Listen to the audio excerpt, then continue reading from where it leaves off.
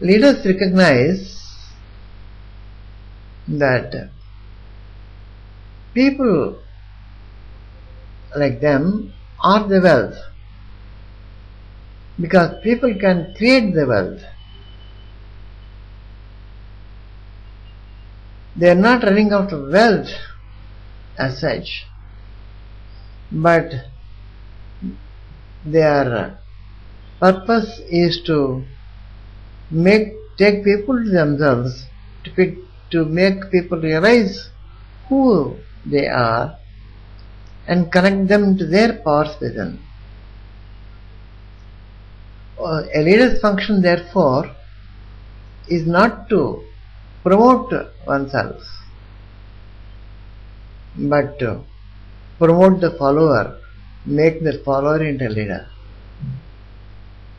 So convert the follower who thinks he is a dot, a cog in the wheel, to being the wheel. That is the function of leadership. Leaders recognize this fact. Their job is not to find customers for their products. Their job is to empower people to create their wealth, who will then buy their products. One of the great leaders of our modern times is Mohandas Karamchand Gandhi. He wrote, "I have only 3 enemies. My favorite enemy is British Raj." But that is something which can easily handle. My more difficult enemy is the attitude of the people of India. Their fatalism. They believe in the theory of karma. It has got to be this way, and they don't try to change it. They've forgotten that they are divine and that they can change things. They go into the rut. So Indian people's attitude is the bigger problem than changing British Raj. What is the biggest problem? What is his third greatest enemy? He wrote, it's called Mohandas Karamchand Gandhi. This Gandhi comes in the way all the time. What is the meaning of this one? A conscious entity puts a label, I am Mohandas Karamchand Gandhi. I am a lawyer. I am a scientist. I am an IT professional. But nobody says I am God. I am all these things and much more. That identification with smallness, called the ego, that is the real problem.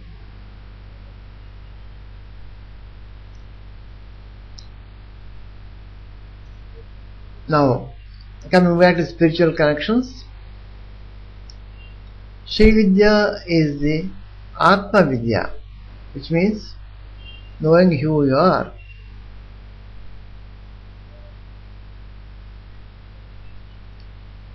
Ask yourself the question, who am I? And what is the answer you get? I am myself.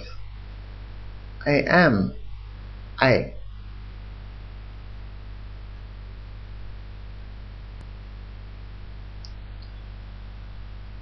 I see myself reflected outside of me, and I love what I see, and this love that I have for myself projects itself as a selfless action. It's not selfless action, it's selfish action. Because you're improving yourself when you're improving the world. Because you realize the equation, I equal to world. The selfless action is a descent of the goddess from our higher realms, the human Ananda. When you project your power of love to express yourself, express means going out of yourself, as the bliss. You are not conditioned by what happens outside. You are still being yourself, but you are seeing yourself as many. That is the essential teaching of the Sri Vidya. It says, four MahaVakyas, four great words of wisdom. One is called Prajnanam Brahma. It says, Jnanam means knowledge, it comes from the senses. But the universe teaches it, this kind of thing, through its actions. This deeper knowledge, paying attention moment by moment, is prajna. That means you shut off your senses and open up your senses to stillness, and then the universe teaches you in your meditation of stillness something that is intuitive knowledge. There is spark. It starts off a series of thoughts in you. That spark is called prajnanam, and that is the creative power, Brahma. And Sri Yantra is an energy diagram which resolves all dualities, all polarities. I, the object, and what I see, what I observe. And second great mantra that Sri Vidya says, I am Atma Brahma.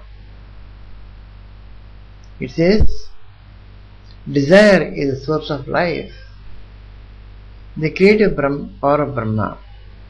This desire is inside of you. It is seeded by Brahma, the creator, who puts a seed like in a flash which requires no time. And the seed expands into, and the seed is Brahma. Consciousness is subjective source of life.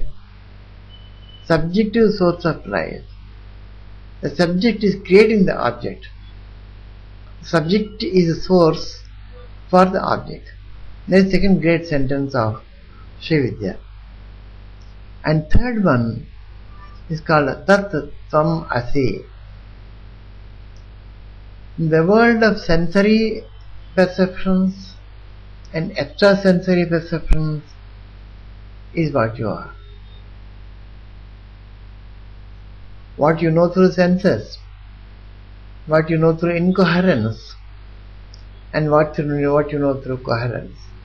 All these forms, the waves that are on the surface of the ocean, the deep of the ocean where there are no waves, all these things together is what you are. You are not the stillness alone. You are not dynamic alone, but you are the combination of stillness and dynamic. The stillness is the potential and to create energy, mass and time. And all that is what you are. And finally, the realization, Aham Brahma Asmi, means I, Brahma means creator. I am the creator. I am the Brahma. I am the Paramatma. This is the last and final sentence of Sri Vidya. The spiritual dimension of leadership is pretty obvious in the discussion, and the way to achieve that is through the Guru who teaches you Sri Vidya. And Sri Vidya tradition tells you about what is called a Viraja Homa. Viraja Homa means imagine the process of death and process of rebirth, being twice born.